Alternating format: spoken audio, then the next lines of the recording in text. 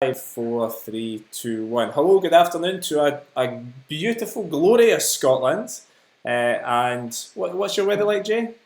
Oh, absolutely perfect. I think 28 degrees today, so Perfect. oh, Uh, oh, this is our Criterium du Dauphine preview. I am, of course, once again delighted to be joined by Jay Thomson. Jay, how are you? yeah, good. Thanks to yourself. It's been a while. Yeah, it's going good. So since we've last spoken, you've been off touring the delights of Norway, uh, yeah, the Tour of Norway and the Tour of Fjords. How was it for yourself and the team? yeah, it was good. Edvald was super strong, so we can't complain with that. With him winning 5 stages over the 2 races and winning both GCs, it definitely made the trip worthwhile for us. So makes motivation high, and yeah, it was really good. And finally, for a team, we've been knocking on the door all year, and things haven't really fallen into place for us. So yeah, to finally get some wins, a stage at the Giro, it was a good month of May for us. Yeah, I mean, you had Powell's winning a stage in Yorkshire in the overall. Obviously, Edvald's taken 5 stages and 2 GCs. Fraile won a stage in the Giro. I think that's 10 wins over the last kind of month to 6 weeks, whereas before it was 5 wins at the start of the season. So confidence Yeah, must be up in the team. yeah, definitely. I think it's about time.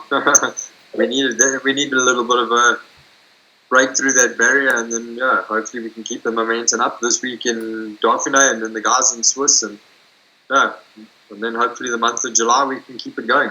We know obviously confidence plays a huge part in cycling and cycling teams. What does it feel like? Obviously you've had the start of the season when things just weren't going right. You go over to Norway, stage win, GC. I mean, explain how much does confidence play a part in what you and your teammates do? Yeah, definitely. Once you win your first stage, especially like in Norway, you win the first stage and you start believing, okay, well, more is possible. And then kind of everybody plays into the game. Everybody believes, hey, we can win the GC. Let's try another one. Then you win a second stage, and then it's possible. Then it's just about keeping the momentum going forward. Once everybody saw we could win, we won in Norway. Going with Fjords, we went there with the possibility, okay, why not? Why can't we win this? Why can't we keep the momentum up from, Norway? And then obviously when you see Fraile winning in Giro, Howells and him went away at the last stage of the Tour of Yorkshire to do a 1-2. It's kind of just keeps everybody the ball rolling forward. If it doesn't stop, then we can keep it going. It'll be great. So that's the possibility now with the Dauphiné is to keep it going. And did you get a chance to enjoy any of the scenery in Norway? I hear that both races are fairly stunning. Oh yeah, when it wasn't raining and I didn't have mud in my eyes, I really enjoyed it. I really love racing up there. It's a beautiful, beautiful country, a beautiful part of the world to go and race in. But yeah, when the weather turns bad on you, it's not ideal. Yeah, there was some good pictures doing the rounds of you looking rather wet in a few stages. I do remember. Most of the team have kind of been together now. Obviously, there was a couple of changes in the teams from Norway to Fjords, but most of the Dauphiné squad have been together now for a number of weeks. Does that make things easier? Obviously, you know how you're riding each other for race after race. Does it make the feelings just a wee bit better, a bit easier going into Dauphiné? Yeah, of course. Every time you spend more time with the team and you get to know which guy can do what and how far you can push your teammate in the sense of of anything, and then it kind of helps to go forward. Especially knowing, okay, X can go till 10 k's to go in the lead out, or he can go till 500 meters in the lead out. It makes a big difference. So yeah, it definitely helps knowing how far each guy can go and how far each guy you can stretch. Especially for Edvald, he needs as many guys in the final, so you need to be able to stretch everybody as far as you can over a course of a race. Speaking of Edvald, he looks in fantastic form just now. Oh, he's in good shape. He was in good shape in the classics, but nothing is surmounted to it. So, I think he went home and looked at his drawing board and he thought, I did nothing wrong, I'm going to keep doing it, and he kept on doing it, and now it's all working for him, so the bike riding is not all about how strong you are. You have to be strong to win bike races, of course, but you need a little bit of luck and things to fall into place. So, I'm really happy for Edvald and obviously for the team that we can slowly start having things falling our way a little bit. And going into the Dauphiné, he won the points shares here last season. Always does well this time of year in France, following into the Tour as well. That opening stage in Saint Etienne, it looks just about perfect for him. Yeah, it's an interesting stage. I looked at all these days and I looked at every day is up and down, up and down. And those first ones really up and down, finishing on that hard final circuit, 3.5k climb, 6%.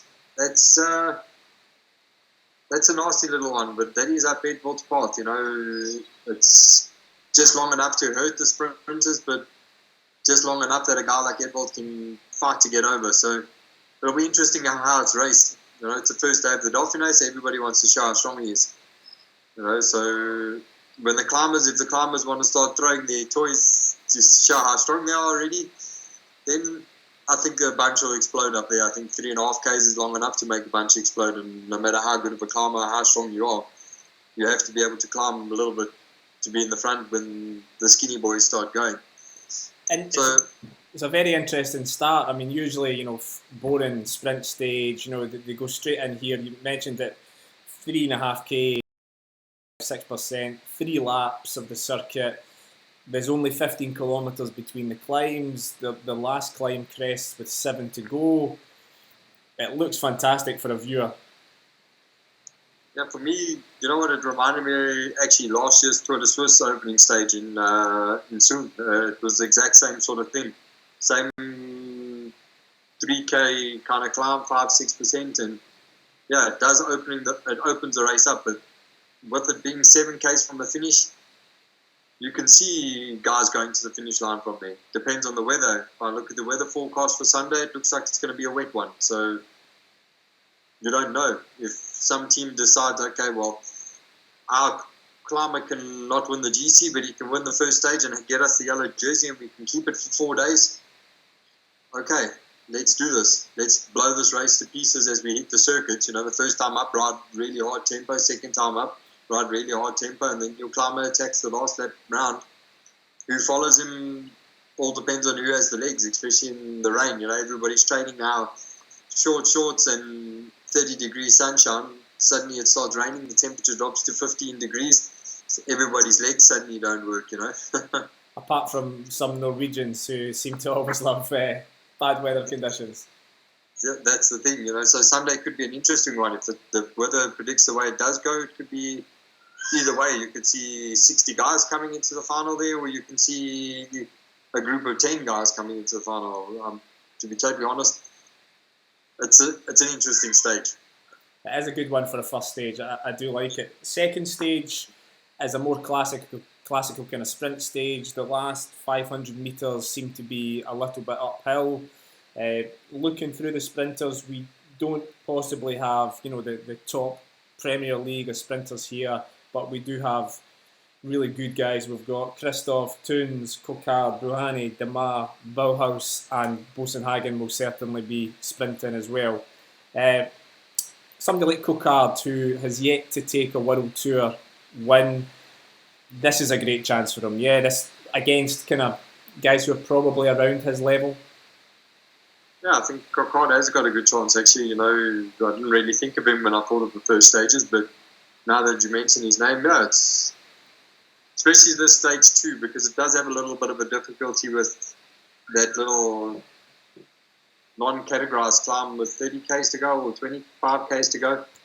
It's not really going to drop. You're not going to drop the whole bunch, but you can put the other sprinters under pressure, But obviously, if FDJ decide that Demar's on the form of his life and they can ride all day, they'll control things and make sure that they don't hurt him up the climb. But yeah, we've all seen Demar can go uphill too. So it'll be. I can't see past Demar or Christoph on the next two stages on 2 and 3, but the only real stages maybe in 5 as well that can be a sprint stage, and then that's it for the Dauphiné. So I can't see the sprinters wanting to miss out, and especially Christoph having a lot of problems with Katusha. They're saying he's too fat, he's too this, he's not delivering, but the guy's won the most races in the team, so I think that he will want to go to the Dauphiné and prove, okay, well, you're sending me to the Tour, and you're gonna get something from it, Yeah, I mean, Bohani, he crashed really bad into the Yorkshire. I think he was unconscious at the side of the road, so this is his first race back. He will probably be lacking a little bit of race legs, but somebody like Christoph, a bit of pressure on him. Some of these sprinters perform better when the pressure just gets turned up a bit. I would expect to see him going well. You mentioned that 2, 3 and 5 really are the sprint stages. Probably looking at the sprinters, I see it being shared around a little bit in terms of the wins. What do you think? Yeah, I hope so. With there not being one team that's just set up with the all-out favourite for the sprint, I think, each team can't go sit back and go, well, I'll wait for Katusha to ride, or I'll wait for FDJ to ride, or Direct Energy, or Coffee Disc. The minute you do that, you give the chance to the breakaway guys to think, okay, there's a chance for me. Especially stage 3, there's a calm 40 k's to go. Yeah, it's 40 k's to go, but if you get 10 strong guys that decide that they want to go up the road and attack because they think, all the sprinters teams are not showing any interest in the first 2 stages, then it could make the racing also interesting in that point, that you might have guys attacking from long way out, or breakaways making it because teams are letting the gap get to 8 minutes and then go, no, okay, we wait for the feed zone or something like that. You never know what happens. Now, normally when you have Cavendish in the team, the responsibility falls on your shoulders, to the front, fairly early on, dictating tempo. With Boasson Hagen, he's not, top level sprinter, but would you still think about assuming that responsibility at the start of the stage, or would you rather just, we'll wait for Katusha, FDJ? Yeah, look, as you say, he's not the fastest flat sprinter, but if the sprint suits Edvald, then there is of course, then we're not going to wait till it gets to 8 minutes and then think, okay, we put one guy in, and then because then maybe it's too late. If there's 10 guys up the road, 8 minutes is not, no matter how strong you are, you're not bringing it back. So you have to be careful with that as well. You can play these games and everybody plays them. But yeah, of course, we won't be the first team to go on, but I don't see why not. If the sprint's going to suit us and we have a chance to help bring it back easier and make it more certain that it will be a sprint, then yeah, I don't see us not being part of the chase. Stage 4 is the time trial. I mean, this is always a preparation race for the Tour de France. The time trial is almost the exact same distance as the Tour. It's 23.5 kilometres. There is a short climb in the middle, 2k at 5%. We have some big time trialists here, probably none bigger than Tony Martin. Should be interesting to gauge how some of the GC riders are going before we hit the mountains. Yeah, I think it's always a TT like that is always a little tester to see, okay, which GC guys are going to be there and which aren't. With it's not super long, but it's also short. We saw at the Giro, 29 kilometers changed the whole Giro. I think Quintana, when he climbed on his bike on the final stage, he thought, never will I lose 50 seconds in a downhill TT. Well, you lost a minute and 20 seconds. It's an interesting thing. The TT is, races are really, I think that just going back to the Giro, I think the races are really not just specializing just in climbers. Okay, yes, the Dauphiné finishes with 3 super hard days, but it's good to see that a guy that can TT has a chance to win. A guy like Tony Martin, the French climbs aren't as steep as the Spanish or the Italian, so why not? If he puts a minute into Froome with them, they have to attack him, and to ride away from a guy like Tony Martin on the climbs when he's going good is also hard. Then you touched on it there, stage 6. Montchat. So we are preparing for the tour. This is going to be, I think it's stage 9 of the Tour de France. Hasn't featured in the race since the 70s. And it is described as the hardest climb in France. It is officially 8.7k at 10.3%. We have a super fast downhill straight after it to the finishing line at the bottom of the mountain. When you hear words like hardest climb in France, what do you think? I'm just glad to hear that it's only 14 k's from the finish, or the top of the climb. It's, for a guy like me, I'm not a climber, so yeah, I just have to try and make sure that I get to the bottom of that climb, and then you just get up it. That's unfortunately how it is when you do what you do. But no, I looked at that one shot and yeah, it looks like a little bit of a beast. And then next day we go Alpe d'Huez, so it doesn't get any easier. Now it's not the normal route up Alpe d'Huez that we're used to seeing in Tour de France. They go via Col de Sirène first of all, and then they cut across, and the last 4k is the same as the usual Alpe d'Huez climb. Almost in a way, I'm disappointed that we're not doing the kind of proper Alpe d'Huez. Yeah, I've never done Alpe d'Huez in a race, so yeah, for me it's also like, okay, there was my chance to go from bottom to top, but I'll be happy to see what goes on in the GC on that day. And I think after Saturday stage, you'll get a feeling of who's going to win it and who's going to not be in the final, because stage 8, 110 k's or 14 k's that I see, with that many crazy climbs, I think it's going to be wild. Yeah, stage 8 looks just, we've got 4 climbs, 15 kilometres at 6.4%, 6.6 kilometres 6.9%, 11.3 kilometres at 6.1%, and then we finish on 11.3 kilometres at 9.2% in 115 kilometres of racing. I think that'll be the GC made there. I think stage 6 and 7 will be preludes to what will come on 8. I think we've seen it in every Grand Tour that's had a stage under 140 k's. All hell breaks loose. Where was it? In the Vuelta last year, where Sky got caught on the back foot. Catalonia, Sky got caught on the back foot. Dumoulin in the short stage in the Giro, caught on the back foot. Short stages with that many climbs in, I don't know why every race doesn't do it. Yeah, for a guy like me, it's not ideal, because you just suffer through the day. You just try to make your life easy by getting through. But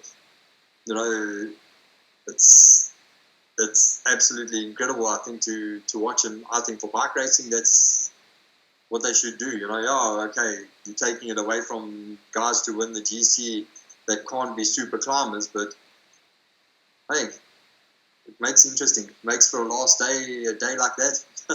And riders who are not the best TT riders will be looking at this thinking, this is probably my best chance to go high in the Dauphiné. Guys like Bardet, Dan Martin, who would normally lose 2 minutes in the time trial, will look at those 3 mountain stages and think, I could do something. I could maybe podium. I could maybe put Froome and Port under pressure. What do you think? Yeah, definitely. That's why I say a short stage like that, you could see a guy that can't TT, of course, Port and Froome are your 2 big dogs that are going to be making big gains on the TT, But the rest of the climbers have got 3 hard days to say, okay, well, there's a super hard climb in the final of stage 6, attack on the final climb, because what do you have to lose if you don't explode horrifically? You've got a downhill to, save your legs for whatever, for tomorrow, and then the next day, mountaintop finish, give it everything you got the last time. So I can't see why guys aren't going to attack on the final climbs of every day. And then stage 8, 115 k's. If they really race that properly, it's going to be 3 hours and 20 minutes and we'll be done. Everybody will be in the bus on the way to the airport and on the way home already by 4 o'clock in the afternoon.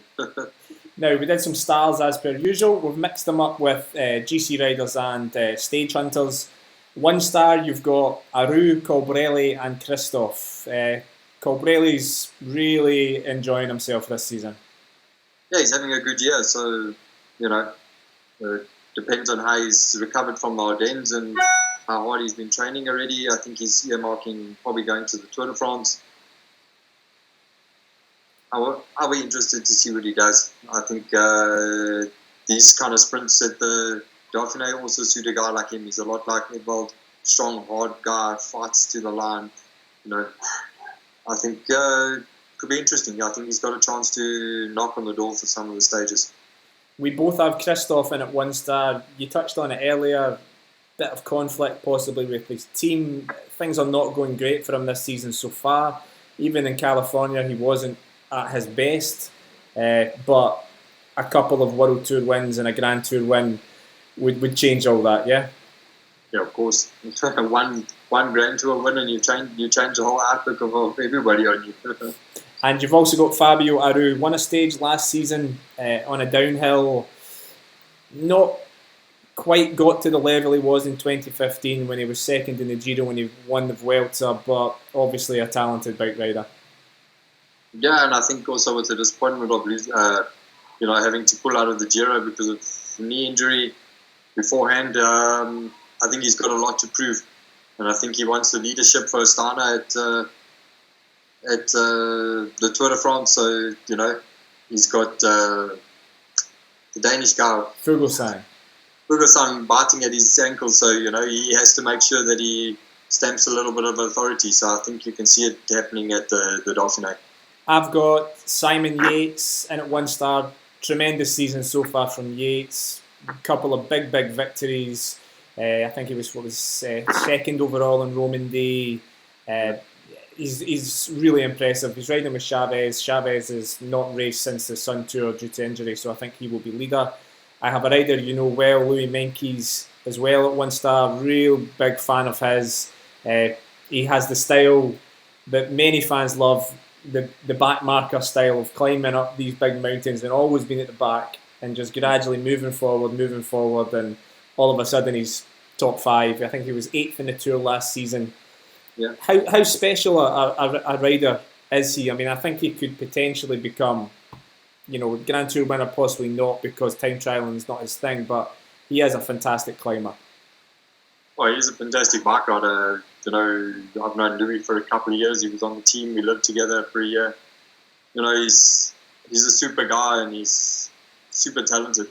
You say he can't time trial, but the little man, when he decides that he wants to go, he doesn't go so bad. Yeah, maybe not the likes of Froome and Port, but he maybe doesn't lose 3 minutes like other climbers like Bardet and them in the 30k time trial. So, yeah, I think Louis is somebody that'll be interesting to watch how he goes at the Dauphiné, but I won't put all it worry if he doesn't do something special there, because I know how he is and I know how motivated he is for the big race in July. So you know that he'll be there, and I think podium winning the Grand Tour one day, I think it's really a possibility. He's still young, but it'll have to be a more climber heavy race than a TT heavy one. Yeah. And I think Tour de France this year is more towards a TT guy than a climber. We've got a few climbing days that are bad, but not as many as I thought there would be, to be honest. An awful lot of sprint stages. It looks like a sprinter's Tour de France. It definitely looks like a sprinter's Tour de France. So, you've got Kittel licking his lips waiting to get revenge. So, I think for the GC, it's going to come into the time trials and will be the guys that can time trial really fast that are going to win the Tour this year. So, for Louis, I think a top 10 is 100% possible this year. Maybe even going to the Vuelta at the end of the year, aiming for a top 5 there, or a podium at the Vuelta might not even be a bad idea for him. 2 styles, you've got Bouhanni as your sprinter, Contador and Bardet. Contador being a season of second places, incredibly consistent, such a high level just now. He's never won this race, which is probably one of the few races in the world he hasn't won, but very impressive again this season. Contador is an impressive rider. We've all seen him since he started riding, and he's always been there and he's always been good. And this is his last season, so he's going to want to go out with a bang to give everything to Chris and Richie at the Tour de France. So, yeah, I've got him there to be knocking on the door at the Dauphiné, ready to see. As you said, he's ever the bridesmaid at the moment, but yeah, if he's ever the bridesmaid, then he's up there for the Dauphiné. Bardet, that Montchat day, the downhill looks. I could see Bardet flying off on the downhill. I could see him attacking on that climb. That's why I've got him there. I think, for the GC, he's going to attack. He's also, forever wanting to prove that he's a GC rider. So, these last 3 stages, 6, 7, and 8, I think we'll definitely see Bardet doing something. And the little boxer, Berhane? Yeah, he's going to fight. He had the bad crash in Yorkshire, but now that's 5 weeks ago. If he needs to go to the Tour de France after breaking his hand punching somebody last year. I think he needs to go to the Tour de France and prove that he deserves to be there and that his team is set to be there. So I think he's going to be in good shape already at the Dauphiné. So you can expect him to be sprinting definitely on 3 and 5, stage 3 and 5. 2 stars I've got Contador, same reasons as you. I've also gone for Valverde, who has enjoyed possibly the best start to his season ever, which is some statement considering the career that he's had.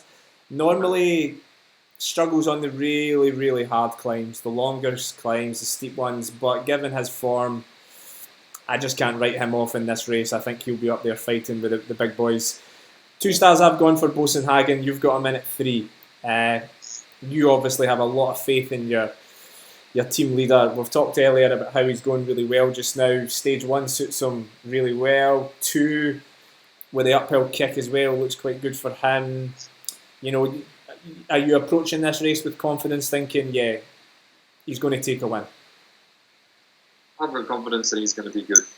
I've got real confidence that he's going to be good there. He's super motivated. He's going, as we all see, he's going really good. So, I'm hoping to be there, that I can give him everything that he needs, that he makes sure that he has a perfect day, that he can do what he needs to do in the finals. And we see what happens. But yeah, I can't see past him winning a stage. He has to. 3 stars, we've both got Froome and Port. Froome following the same route in as last season, which was not much racing. He goes to Romandy. He doesn't have a great time over in Romandy, and now this is when he turns up. He's won here 3 out of the last 4 years. Sky have won here 6 out of 7 years. What do you think about his route in, this kind of less race days approach? I know Froome from 2007. He was always a trainer. He was always somebody that got into shape by training really hard. He can train harder than anybody else can. So why not? If you can train yourself into race fitness and you can get yourself in the perfect condition for July by training, then why not take away the chances of having a crash in a stupid silly crash in a flat stage in some race, or or whatever. You never know what happens. July is so big for him and for Sky that they put everything in it. If you've got a guy like Froome that can train himself into fitness and he can be good, keep him wrapped up in a bubble and safe away from anything nasty. If you're doing 60 or 70 race days before you get to the Tour de France, then there's a possibility that you crash or you have a burnout, or But if you're training and you know how to train every year, day in and day out, to make you perfect for July, I think they've got it right down to the T with him. And so why not? If you can do race days, take more stress away from him and let him just concentrate on getting and being the best that he can be, then yeah, I think he's really got it dialed in. Yeah, and a lot of these GC guys are going already in Romandy. They're flying, they're climbing away, and everybody's talking about the Tour de France. But remember, Romandy was 12 weeks away from the Tour de France. So, it's making your season very wavy, that you have to be peaking, then you're coming down, then you're peaking. And yeah, maybe these guys are saying, yeah, I'm not at peak, Quintana saw it. He wasn't at peak and he got beaten at the Giro. And if you want to win both the Giro and the Tour de France, you have to peak for the Giro and then you have to peak for the Tour. And to beat Froome, if you're not peaking, you're not winning. So, yeah, I think Froome has it right. don't win as many races, but win the one that matters the most for your sponsor. Yeah. Richie Porte has had, apart from possibly 2 days in a blowy northern France, Richie Porte has possibly had the best season of his career. Always talked about as a tour contender, but people were worried about a bad day or a bad couple of days. He really seems to have found a different level this season. Yeah, he definitely has. I think with Richie, he's such a talented bike rider. But in the past, he has always had one bad day. With Froome and Sky, it's hard to have a bad day. You have a bad day, then it's normally when they capitalize on it. When Froome has his bad day, everybody seems to be having theirs as well. So, that's the thing. I think with the Grand Tour's 3 weeks, a bad day is going to come. There's going to be a day where your legs just do not want to turn in a circle. They want to just go up, down, or lie on a bed. And if it comes at the wrong time when everybody else is feeling frisky, then it's... maybe he's got it right this year. He's, as you say, had one of the most incredible starts to his season ever. So let's see. I think we'll have a lot to know. We'll know a lot after the next 8 days on which guy is ready for the tour and which guy's not. I think we're ready for a big psychological battle. I mean, we all know Froome wants to go well here, so if he can beat Porte again, it'll be a case of this is what's coming in the tour. So it kind of promises to be a really fascinating couple of days in the mountains as these good friends go head to head for a big kind of result before the big event. Wild card, you've gone for Tony Galopin, a very, very classy French bike rider. And he can TT. Galopin can climb and he can TT. So, looking at a bit of a outsider, a wild chance, he's not scared to attack. Hey, what makes it that he can't do something at the Dauphine? Maybe he doesn't win, but he could get on the podium with the way he time trials and the way he climbs. I think he could definitely do something. I would agree. Yeah, I think he went well in Paris-Nice, and we've seen him do well in Tour de France. Maybe over 3 weeks he can't last the pace, but 1 week most certainly. My wild card, I've gone for a stage hunter. I've gone for Jens Kukelaer of Orica Scott. He won the Belgium Tour last week riding for the national team. You don't often see somebody winning a bike race riding for the national squad. It kind of shows the form that he's in. And Orica come in with kind of GC hopes, but they don't really have a sprinter. Kukelaer promised an awful lot early in his career. Last season he won a stage in the Vuelta, which seemed to mark a step up. And this season he's been going well so far. So I think Kukelaer could be an option in some of the harder sprint days. Picking a winner. So, Froome versus Porte. Is it? That's a difficult one because, I know Froome wants to win it, but I also know that Porte wants to show that he's ready for July. I'm going to go with Froome. See, that's taken my... Right, okay, I'll have to go for Porte then. It promises to be a fantastic battle between the two of them. And you never know what happened a few years back when Froome and Contador looked at each other and allowed other riders to go up the road, and Talansky won the overall. It's bike racing, you just never know. Well, Jay, thank you very much for joining us again. I hope you have a successful race. I hope those last 3 stages don't kill you. Oh, we'll be right. Thank you once again for joining us, Jay. Thanks very much for having me.